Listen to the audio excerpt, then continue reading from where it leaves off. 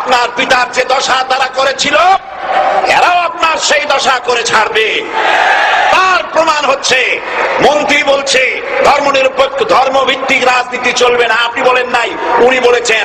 আপনি প্রতিবাদ করেন নাই, আপনার প্রতিবাদ না করাটাই ওই বক্তব্য আপনি সমর্থন করেছেন বলে প্রমাণিত হয়ে গিয়েছে। ধর্মভিত্তিক রাজনীতি নিষিদ্ধ ঘোষণা করবার মতো দুঃসাহস করবেন না।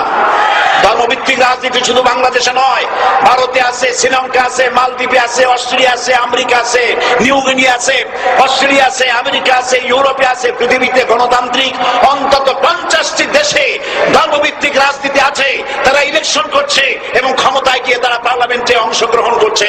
বাংলাদেশে ধর্মনিরপেক্ষ রাজনীতি আপনি বন্ধ করতে পারবেন না, অসম্ভব। আইনমন্ত্রী আইন পাশ করে নিষিদ্ধ ঘোষণা করার জিনিস পান নাই। আপনি আইন পাশ করে নিষিদ্ধ করুন, সোনার ছেলেরা টেন্ডারবাজি করতে পারবে না, নিষিদ্ধ। মাস্তানি করতে পারবে না, মেয়েগুলারে SMS করতে পারবে না, ফ্রি টক চাইবে। শয়তানি বদমাশি করতে পারবে না, ওজনে কম দিতে পারবে না, খাদ্যে ভেজাল দিতে পারবে না। এইসব নিষিদ্ধ করতে পারবেন না। নিষিদ্ধ করার জিনিস পায় না, ধর্ম নিষিদ্ধ করো। তার মানে ধর্ম নিষিদ্ধ করতে পারলেই বড় বড় বোতল খাওয়া যায়। ধর্ম নিষিদ্ধ করতে পারলেই চুরি করা যায়, ডাকাতি করা যায়, বদমাশি করা যায়। আমার সম্মানিত সেক্রেটারি জেনারেল বলেছেন ক্লাস 9-এর ছাত্রকে অস্ত্রের মামলা দিয়ে রিমান্ডে নেওয়া যায়। এই কাজ আপনারা বন্ধ করে দিন। আমি ছোট্ট একটি কথা বলে বক্তব্য শেষ করব। আপনারা সমস্ত 140 বোর্ড জারি করতেছেন, সব 140 বোর্ড জারি করেন কোরআনের তাফসীরের উপরে। যারা কোরআনের তাফসীরের উপরে 140 বোর্ড চালু করেন, আল্লাহর কাছে জবাব দিতে হবে কিয়ামতের ময়দানে। শেষ কথা বলি, বসেন বসেন, শেষ কথা বলে যাই।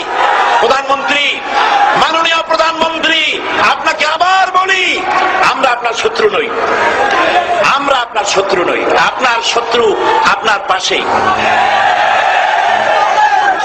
সিংহ, সিংহ, একটা সিংহ আর একটা নেকড়ে আর একটা পাতিশিয়াল, এই তিনটাই মিলে সারাদিন পরিশ্রম করে তিনটা শিকার করেছে। একটি খরগোশ, একটি হরিণ আর একটা বড় গরু।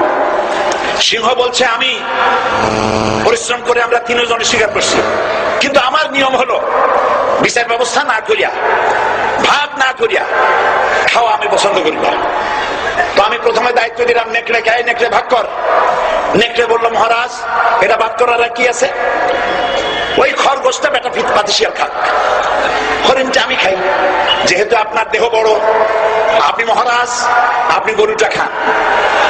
সিংহের মেজাজ খারাপ, বেয়াদব, এই ধরনের অসম বন্টন নীতি কে তোকে শিখালো? এক থাপ্পড় মারছে, নেকড়ের কল্লা উড়ে গিয়ে 50 হাত দূরে পড়ে গেছে।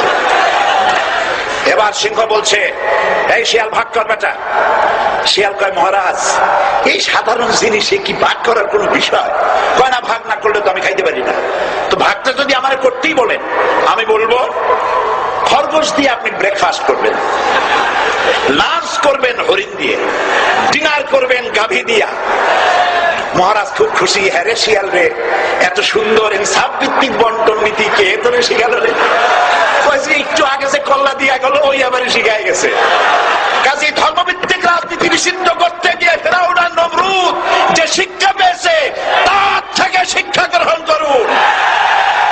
আগুন নিয়ে খেলবেন না, বরদাস্ত করবে না বাংলাদেশের 16 কোটি মানুষ। মুসলমান তো দূরের কথা, হিন্দু, খ্রিস্টান, বৌদ্ধ সব ধর্মপ্রাণ ধর্মভিত্তিক রাজনীতি নিষিদ্ধ করার মতো আগুন নিয়ে খেলা বন্ধ করুন, বন্ধ করুন। জনগণ মানবে না, মানবে না, মানবে না। আল্লাহ হাফেজ। বাংলাদেশ জিন্দাবাদ, বাংলাদেশ জামাত ইসলামী জিন্দাবাদ, বীর চট্টলা জিন্দাবাদ।